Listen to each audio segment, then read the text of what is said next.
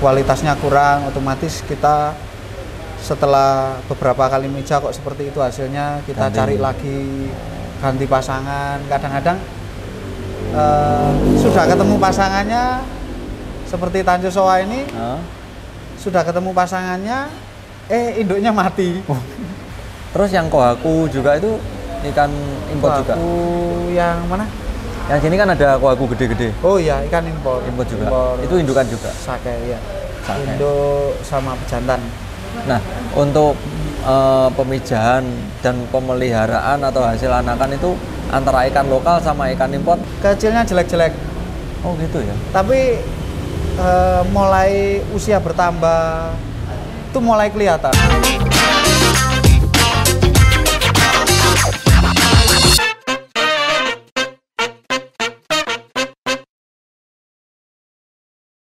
Ketemu lagi dengan saya di sini, masih di Koispedia yang awam jadi paham, dan saya sekarang berada di Kabupaten Malang ya. Kabupaten Malang. Ini bersama Mas Deki, Mas Deki Arisandi atau Bagong Nishiki Koi. Ini Bagong Nishiki Koi Farm itu berdiri mulai kapan? Mulai tahun 2013 lah. Ini. Oh, 2013 masihan. Paling muda. Paling muda ya? Paling muda. Enggak lah, masih ada yang lebih muda lagi dan ada yang lebih tua lagi. Oh iya. Bukan yang paling muda. Sedengan. Bagong Nishiki Koi. Kenapa kok namanya Bagong? Karena kecil saya gemuk. Oh iya toh? Jadi sama kakak dipanggil Bagong. Karena gemuk. Gong. Tapi sekarang ini sudah jadi gareng. Oh, sekarang bener. Dure ya ora sepiro. Gareng Nishiki Koi. Enggak, tetap Bagong ya. Ya Gong ya. Bagong. Itu tetap masih ada yang manggil Bagong ada? Sampai sekarang panggilannya Bagong. Itu yang manggil dari saudara, teman semua, kecuali teman-teman kuliah baru manggilnya Deki. Oh, wis api ya. Kalau Deki. Teman-teman main itu Bagong semua. Kalau Deki nggak tahu. Oh, malah nggak ngerti. Berarti lebih baik kita panggil Bagong aja ya. Ya Gong ya. Oke. Halo Gong. Nah, ini dari 2013. Itu awalnya tani, jualan atau hobi? Awalnya penghobi.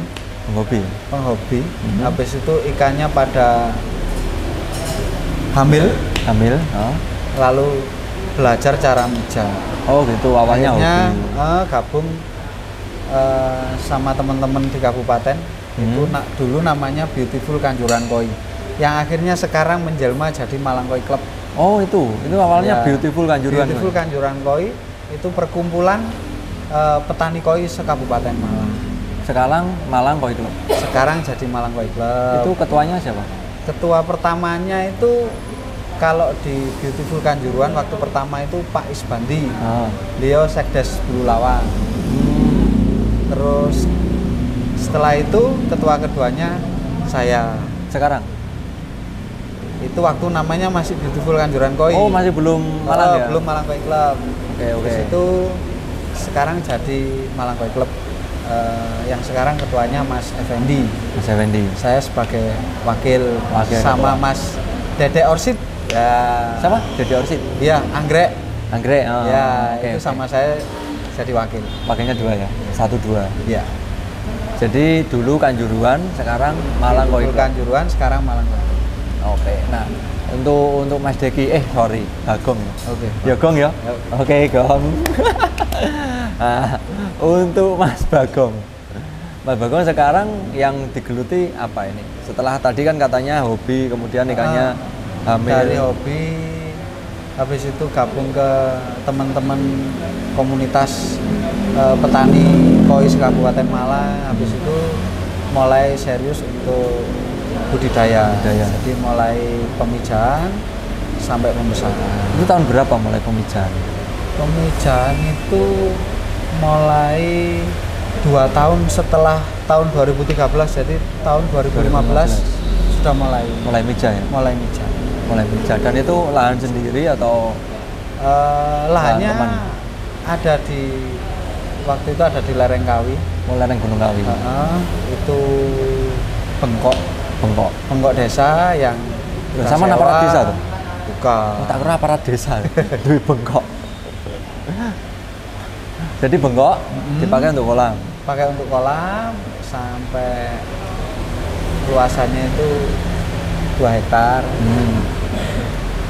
Itu semua kolam. Kolam. Dan ikan dari hobi tadi semua masuk ke sana. Mijakannya di rumah. Mijakannya Jadi, di rumah. kalau dari sini itu 3 kilo. 3 kilo ya. Ke arah Malang. Masuknya itu daerah Genengan namanya. Genengan. Ya, itu tempat pemijahan. Sampai sekarang mijah nanti usia 12 sampai 14 hari. Baru kita tebar di kolam sama. Oh, ya. Berarti 2 minggu ya kurang lebih ya. 2 minggu. 2 minggu. Usia 2 minggu dari telur. Nah, dipindah ke kolam sama. Nah, itu yang dipindahkan jenis apa? Yang dipijahkan sekarang ini banyak soanya. Banyak soanya. Lokal atau impor? Silangan. Yang kemarin lusa itu kita mijah, indukannya lokal dengan pejantan impor semua. Terus yang setelah itu saya mijah lokal semua. Yang terakhir ini impor semua. Dan itu sampai sekarang. Tetap mijah. Sampai sekarang.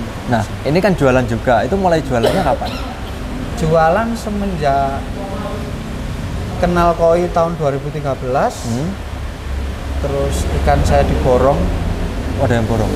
Diborong karena orangnya suka. Habis itu dibeli semua, baru mulai berpikir untuk jualan aja ini, enak ya. ini. Jadi ikan yang hobi tadi? Ada yang beli semua? Ada yang beli semua. Oh, untung gitu? Oh, untung. Akhirnya jualan aja. Jualan, terus karena banyak ikan-ikan yang hamil, akhirnya gabung sama komunitas pembudidaya koi di Kabupaten Malang, dan akhirnya berkelanjutan sampai pembudidaya. Jadi budidaya, terus jualan. Nah, ini jualan sampai sekarang masih? Jualan sampai sekarang masih. Terus pemijahan juga masih? Pemijahan masih. Nah, sekarang itu lahannya ada berapa? Lahan untuk mijah? Untuk apa, pembesaran? Kalau untuk pembesaran sekarang tinggal memanfaatkan kolam-kolam beton yang ada di rumah sana. Oh, ada ya? Dan ada yang di atas. Oh, sini? Yang di atas. Yang di kolam ini? Kolam. Jadi ini di atas ini ada kolamnya, itu ada 8 kolam ya? Iya, ada 8 kolam. 8 kolam liter di atas lantai 2. Dan ini kok punya ide untuk jualan, buka kafe segala ini, nggak mumet kan? Sebenarnya sudah dulu pengen buka kafe. Sudah ada 5 tahun yang lalu, cuma belum sempat saja. Terus kali ini juga lumayan karena ekonomi sekarang lagi lagi down. Gini yo. Jadi penjualan ikan koi juga menurun. Iya, itu rata. Karena ekonominya juga bukan di Indonesia saja tapi dunia global. Jadi mau tidak mau kita cari alternatif lain. Salah satunya ya kita buka koi cafe. Kita harus. Jadi menunya itu aneh-aneh. Ada yang Midori, ada yang Inazuma, macam-macam. Nanti bisa datang ke Bagong Nishiki ini di daerah mana? Jalan Raya Pakai Saji, nomor 214 Kabupaten Malang. Kabupaten Malang. Iya. Pakai Saji ya berarti. Pakai Saji. Saji. Kalau yang lain pasti tahu itu Tragedi Kanjuruhan. Nah, itu dekat dari sini. Jadi perjalanannya cuma 5 menit sudah sampai stadion Kanjuruhan. Dekat ya sama Kanjuruhan. Nah, untuk kita kembali ke ikan. Ini selama mulai dari awal jadi penghobi, kemudian breeding sampai jualan, itu kira-kira enak mana? Antara jualan atau sama breeding itu kira-kira enak mana? Kalau dari breeding itu semua ada risiko, walaupun jual saja ada resiko.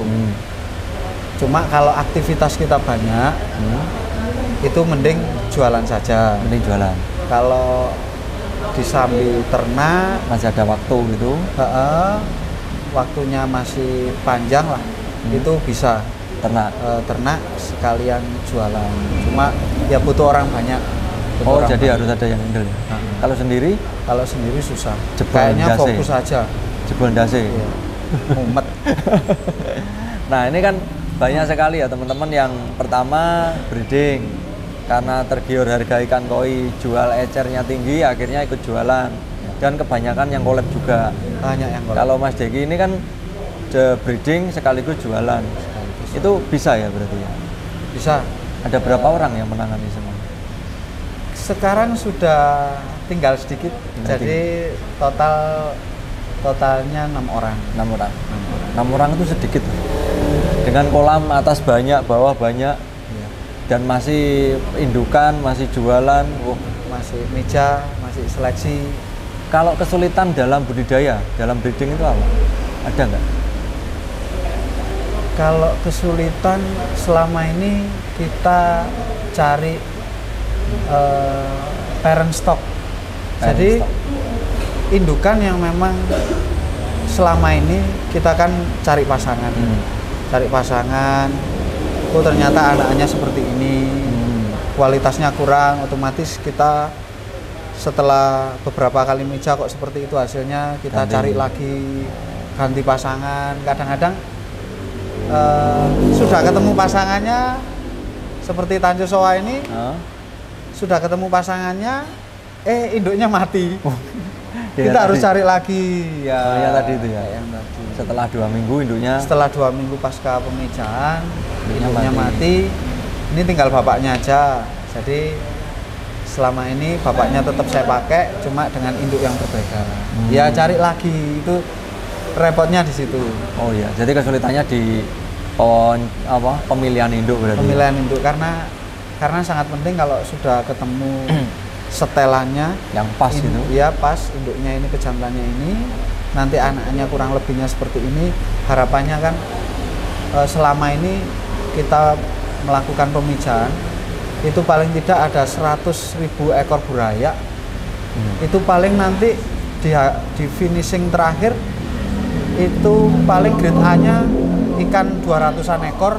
Itu dari kurang lebih dari 100.000 ekor kan. Makanya kenapa ikan koi harganya mulai murah sampai mahal, karena seleksinya berulang-ulang sampai kalau nggak salah ketemu hanya 0,02% saja dari keseluruhan. Dari 100.000 cuma 100.000 ya. Cuma dapat ya 200-an ekor yang grade A. Grade A ya itu ya. Kadang-kadang kalau dapat cuma 100.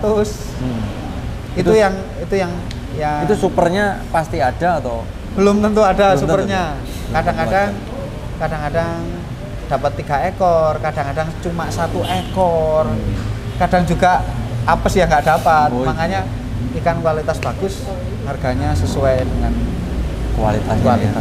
Nah, jadi untuk mencari kualitas yang benar-benar bagus atau kualitas super itu nggak mudah ya. Nggak mudah. Melalui proses begitu panjang seleksi. Nah, kalau penjualan itu ada nggak kendala-kendala penjualan? Kalau penjualan selama ini offline sama online. Nah, onlinenya saya buka lelang, jadi lelang WA, grup WA sama Telegram itu insya Allah setiap hari ada lelang. Ada ya. Jadi tetap lelang ikan-ikan yang di kolam-kolam ini. Iya, tetap lelang walaupun kondisinya seperti ini. Harus. Ya. Laku nggak laku harus tayang. Harus tayang. Oke, jadi untuk saat ini memang rata ya untuk penjualan ikan koi. Penjualannya menurun rata. Nah, untuk menyiasati supaya tetap kira-kira supaya tetap ikan koi ini tetap bisa berjalan, maksudnya dalam penjualan kita masing-masing seperti Mas Deki itu supaya ikannya tetap terjual itu caranya bagaimana? Kalau menurut saya itu sekarang memang dituntut petani itu seleksi ketat. Seleksi ketat ya. Jadi jangan sampai ikan kualitas biasa atau grade B bahkan atau ke bawah C dan seterusnya itu sampai kondisinya besar karena satu pakan pasti banyak. Ya, makan biaya harga jualnya rendah sekali, kadang-kadang sering rugi karena nggak nutut. Jadi jual ikan nggak bisa beli pakan gitu. Iya, makanya salah satu yang harus ditempuh itu seleksinya seketat mungkin. Ketat, ya? Jadi jangan sampai ada ikan jumbo tapi kualitasnya kurang. Itu seleksi ketat mulai usia berapa? Kalau soa selama ini Mija itu kan usia 5 sampai 7 hari sudah seleksi pertama. Ya. Karena kita buang yang warna merah, kita ambil yang warna hitam, ya kita besarkan. Itu nanti selang waktu 1 bulan itu sudah kita angkat, kita seleksi lagi. Dan karena tempatnya juga terbatas, jadi kadang-kadang nggak sampai 1 bulannya lagi saya seleksi lagi. Jadi 2 kali? Satu bulan, ya 1,5 bulan bisa 2 kali. 2 kali. Itu sudah ketat? Belum terlalu ketat, karena ikannya juga masih kecil. Paling 10 cm belum ada ya? Belum. Jadi kalau ses itu dari seleksi pertama milih warna hitam sama merahnya itu kan usianya masih 5 sampai 7 hari. Ya, 5 sampai 7 hari. Itu panjangnya kurang lebihnya masih 1 sampai 1,5 ya. 1 sentian lebih dikit lah. Terus seleksi keduanya? Seleksi kedua biasanya sesnya sudah minimal 3, 5, 7 cm. 3 sampai 7 cm. Iya, 3 sampai. Itu udah kelihatan ya kalau soa ya? Sudah mulai kelihatan, tapi jenis-jenis kalau soa itu sudah mulai kelihatan warna merahnya sudah mulai kelihatan muncul. Yang warna hitamnya kadang masih belum. Masih bisa berubah-ubah. Ya, terutama siro. Biasanya yang saya ambil yang polos warna sirojinya putih itu yang saya ambil walaupun tidak ada hitamnya sama sekali. Berarti putih polos, kalau putihnya bagus diambil. Setelah itu seleksi lagi? Seleksi lagi 3 minggu lagi kalau saya, karena saya mencoba sekarang pembesaran di kolam cor yang hanya terbatas. Makanya saya harus lebih cepat seleksi saya daripada waktu ditebar di kolam sawah. Kalau ditebar di kolam sawah kadang-kadang kalau jenis soa siru kadang-kadang seleksinya nggak tepat 1 bulan, tapi kadang-kadang 1,5 bulan. Molor. Itu masih bisa, tapi kalau di lahan yang sempit, nanti kapan-kapan main Mas Iqbal, lahannya sempit, itu saya sering seleksi. Karena cepat ya? Karena biar nggak terlalu padat juga, pertumbuhannya juga biar bagus. Iya, kalau di kolam lumpur kan kalau bisa. Kolam lumpur kan luas, jadi bisa diperpanjang waktunya. Diperpanjang waktunya masih bisa. Pertumbuhannya juga cepat, lebih cepat. Jadi kalau di kolam ini kolam semen ya? Berarti? Kolam semen.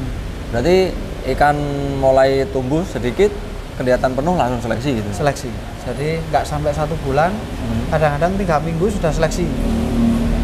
Nah setelah itu seleksi lagi? 3 minggu lagi seleksi lagi. Oh gitu ya? Ya karena soa kadang-kadang warnanya agak tipis itu bisa pecah kelihatan, jadi nggak sampai.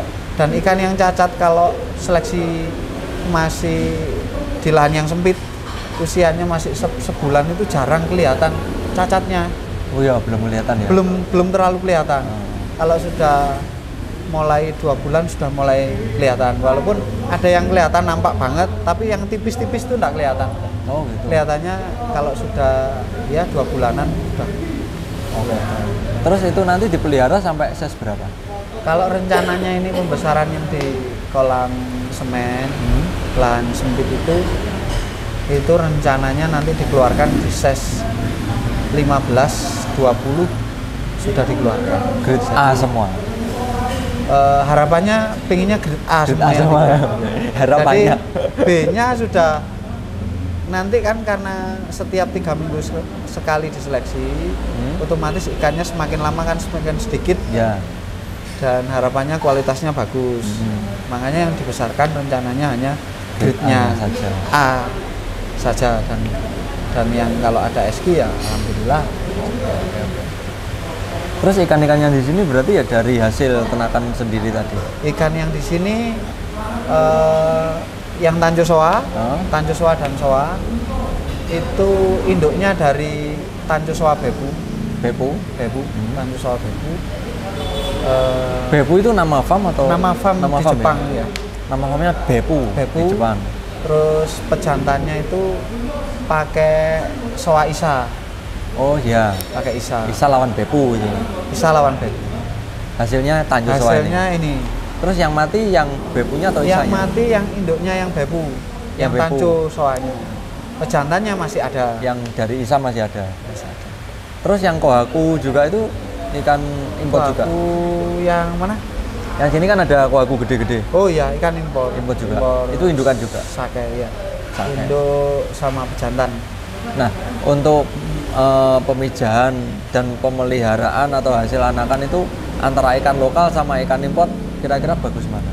Yang sudah pernah dialami? Yang sudah pernah saya alami itu kalau ikan impor, impor dengan impor seperti Tanjung Soa, kecilnya jelek-jelek, Mas. Kecilnya jelek-jelek. Oh gitu ya. Tapi mulai usia bertambah itu mulai kelihatan. Jadi ini sudah mulai kelihatan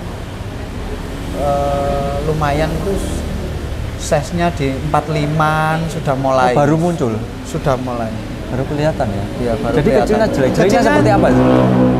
Burem-burem ikannya. Burem kalah dengan ikan lokal. Ikan lokal langsung bisa kelihatan. Bisa kelihatan. Kecil 15 cm itu udah kelihatan. Udah kelihatan. Kalau ini? Ini nunggu besar baru kelihatan. Berarti warna di dalam gitu. Warna malah kalau yang Tanjung Soa itu suminya belum nampak sama sekali. Belum nampak, sedikit sekali. Baru finishing itu di kolam sini. Jadi keluarnya ukuran gede ya? Keluarnya ukuran gede. Tapi kalau saya kadang mijanya antara induk lokal dengan pejantan impor, kadang lokal juga dengan lokal. Jadi nggak fanatik. Ya, lokal sama lokal oke.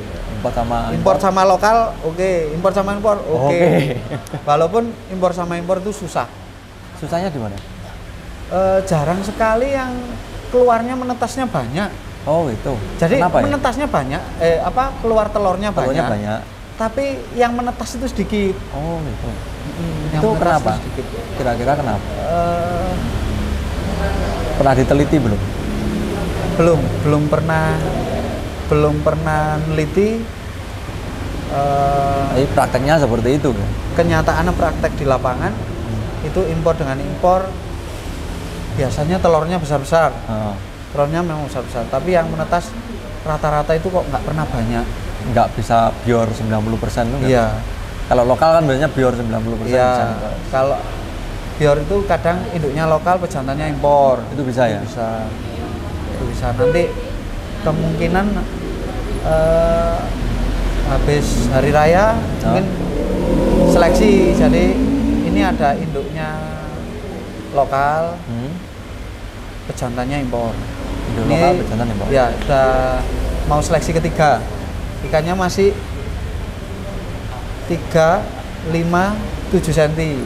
Oh ini masih mau seleksi? Mau seleksi ke 3. Mau seleksi ke di ukuran 3, 5, 7. Nah ini Mas Deki atau Bagong Nishikigo ini kan sebetulnya ada channelnya juga ya? Ada channel YouTube-nya juga ada, nanti bisa dikunjungi, bisa di subscribe. Di sana biasanya tentang budidaya ya? Tentang budidaya, pemijahan. Jadi kalau ada yang halo lur, nah itu Mas Deki. Assalamualaikum lur. Oh iya, assalamualaikum lur. Nah, itu Mas Deki. Tapi maaf ini sudah 1,5 tahun. Ya nanti dihidupkan lagi. Ya. Jadi untuk kita mengedukasi teman-teman yang pengen menjadi petani itu kan sebetulnya banyak yang pengen jadi petani. Cuma kadang yang mengarahkan itu yang kurang benar. Jadi petani itu kalau kena penjual kan kadang penjual tuh pengennya ikan laku. Jadi ini ikan saya butuh buraya, nah dikasihnya asal ikan kecil dijual supaya laku, yang penting laku kan. Nah jadi belum kurang, bukannya belum ada, kurang ada orang yang mengedukasi tentang tentang ikan kecil. Jadi misal buraya, ada yang pengen buraya, pengen membesarkan buraya, itu biasanya dia ketemunya orang yang salah. Orang yang salah, dia beli ikan, asal ikan kecil dijual, ngertinya ikan koi. Tapi waktu dibesarkan ternyata hasilnya C semua, itu sering terjadi. Jadi di saya itu ada pernah yang kirim gambar, ini saya dulu beli ikan sekian ekor, hasilnya segini, ini kira-kira grade apa mas? Jadi mereka belum tahu, ini grade apa mas? Dan di situ saya lihat tuh ikannya dolji. Dolji berarti kalau kita kan ikan keropyok ya.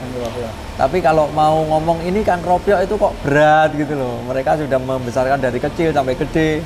Ternyata ikannya ikan biasa, nggak layak untuk dibesarkan. Dan pakan pastinya sudah habis banyak. Jadi kita paling tidak bisa lah mengedukasi teman-teman yang baru, termasuk Mas Deki ini kan channelnya channel mengedukasi tentang pemijahan juga. Jadi nanti kita dukung, mudah-mudahan bisa bangkit lagi channelnya. Amin.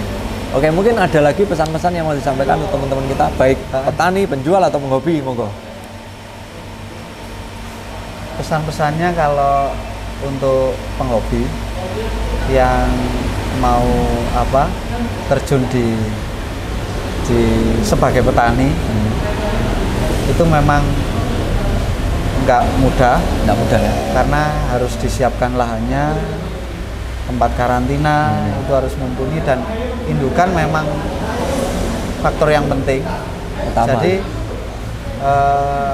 ya harus mau belajar cara memilih induk, walaupun kadang-kadang sudah sesuai induk itu dengan kriteria seperti ini, tapi kadang-kadang hasilnya itu tidak sesuai.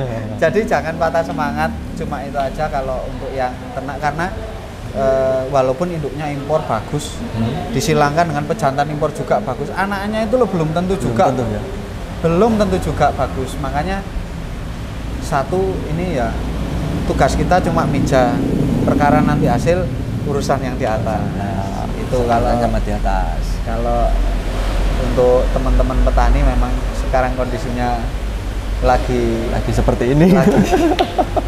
Lagi seperti ini. Jadi ya jangan patah semangat ya. Ya satu ya langkahnya paling tidak cari alternatif lain lah yang untuk mendukung biar dapur mengepul. Siapa tahu nanti semoga ikan koi bisa kembali lagi seperti itu. Untuk penjual kalau sekarang ya susah juga, petani sekarang lagi susah, penjual pun juga susah. Kadang-kadang angkat ikan dijual lagi gak nutut min ya kan. Jadi kalau sekarang ya kalau di dunia koi memang susah, jadinya mau tidak mau harus ada usaha lain yang bisa untuk menopang dapur biar mengepul dulu. Kita harus cari backingan gitu. Iya, benar. Dan kalau yang ingin belajar tentang budidaya ikan koi, itu ada di kelas profesional koi. Di mana itu? Itu di UMM. Jadi Universitas Muhammadiyah Malang itu sudah dibuka tahun ini, ada kelas profesional koi. Mantap. Mas Deki sebagai apa nih? Salah satu yang ya ikut mengajar. Dosen khusus untuk perkoian ya. Untuk koi khusus. Jadi ada kelas profesional koi. Oke. Di UMM. Di UMM Malang. Nah, di UMM Malang itu sudah ada khusus untuk koi. Jadi untuk teman-teman yang pengen meneruskan usaha bapaknya mungkin atau temannya di usaha ikan koi, mungkin bisa kuliah di sana gitu. Ya. Nanti ketemu sama Mas Deki atau Bagong nih Siki Koi. Nah, oke, sampai di sini dulu. Semoga video ini bisa menjadi inspirasi bagi teman-teman semuanya dan bisa bermanfaat bagi kita semua. Dan sampai ketemu lagi di video berikutnya, masih tetap di Koispedia yang awam jadi paham.